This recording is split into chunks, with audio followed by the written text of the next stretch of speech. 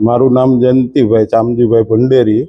કાર્તિકભાઈને માલ આપેલો, બરાબર. કાર્તિકભાઈ પછી કંઈ જવાબ આપ્યો નથી. અમે 90 લાખ રૂપિયાનો માલ આપેલો છે, બરાબર. એ છેતરપિંડી કરીને જતા રહ્યા અને 3 મહિનામાં બધું આ કરીને એટલે હવે કંઈ એના ભાવનગર જઈ આવ્યા, કંઈ જવાબ આપ્યો નથી એના બાપાએ, બરાબર. અને ત્યાર પછી એ લોકો અમારે ન છૂટકે આ પોલીસ ખાતાનો સહારો લેવો પડ્યો. આ રીતે છે બધું. કેટલા લોકો એ 10 થી 12 જણ અમે ટોટલ તો છે 20-25 જણ, એટલે 10 થી 12 જણ અમે આ FRI ની અંદર છીએ 90 લાખ રૂપિયામાં. કેટલા કરોડ છે? ટોટલ 1 કરોડ ને 30 લાખનું છે. હા. કઈ રીતે વેપાર થાય છે આ ચિઠ્ઠીઓનો?